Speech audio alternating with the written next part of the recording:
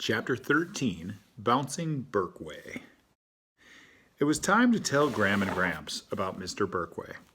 Mr. Berkway was mighty strange. He was an English teacher, and when I met him on that first day of my new school, I didn't know what to make of him.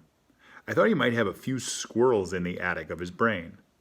He was one of those energetic teachers who loved his subject half to death and leaped about the room dramatically, waving his arms and clutching his chest and patting people on the back. He said, "Brilliant and wonderful and terrific." He was quite tall and slim, and his bushy black hair made him look like a wild native at times. But he had enormous deep brown cow-like eyes that sparkled all over the place, like Ben's. And when he turned these eyes on you, you felt as if his whole purpose in life was to stand there and listen to you, and you alone. Midway through the first class, Mr. Berkway asked if we had our summer journals. I hadn't a clue as to what he was talking about. Some of the other students started nodding like crazy, and Mr. Berkway spread out his arms and said, "Wonderful! I'm blessed." He flung himself up and down the aisles, receiving the journals as if they were manna from heaven. "Thank you," he said to each journal giver. I was extensively worried. I had no journal. On top of Mary Lou Finney's desk were 6 journals. 6. Mr. Berkway said, "Heaven's mercy! Can it be Shakespeare?" He counted the journals. 6. Brilliant. Magnificent. Christy and Megan, 2 girls who had their own club called the GGP, whatever that meant, were whispering over on the other side of the room and casting malevolent looks in Mary Lou Finney's direction. Mary Lou kept her hand on top of the journals as Mr. Berkway reached for them. In a low voice, she said, "I don't want you to read them."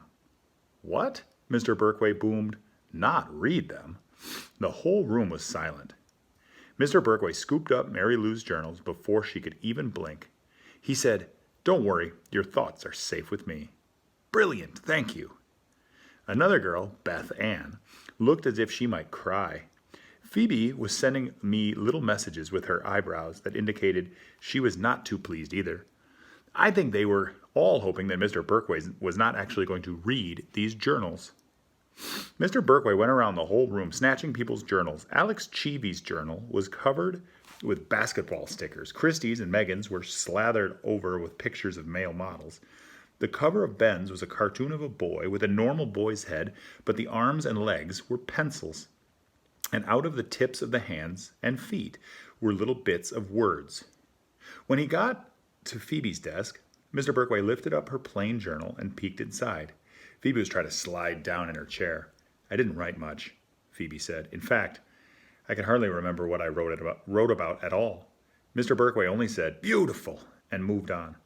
By the time he got to my desk, my heart was clobbering around so hard I thought it might leap straight out of my chest. "Deprived child," he said. "You didn't have a chance to write a journal." "I'm new." "New? How blessed," he said. "There's nothing in this whole world that is better than a new person. So, I didn't know about the journals?" "Not to worry," Mr. Berkway said. "I'll think of something."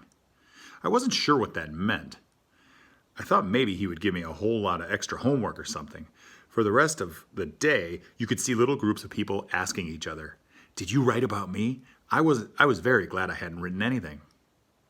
After school, Phoebe and I walked home with Mary Lou and Ben, who were excited about Mr. Berkway. "Isn't he terrific?" they said. At the corner of my street, as I turned to leave, Ben said to Phoebe, "Hey, Freebie, did you write about me?" For a while, we did not hear any more about the journals. We had absolutely no idea of all the trouble they were going to cause.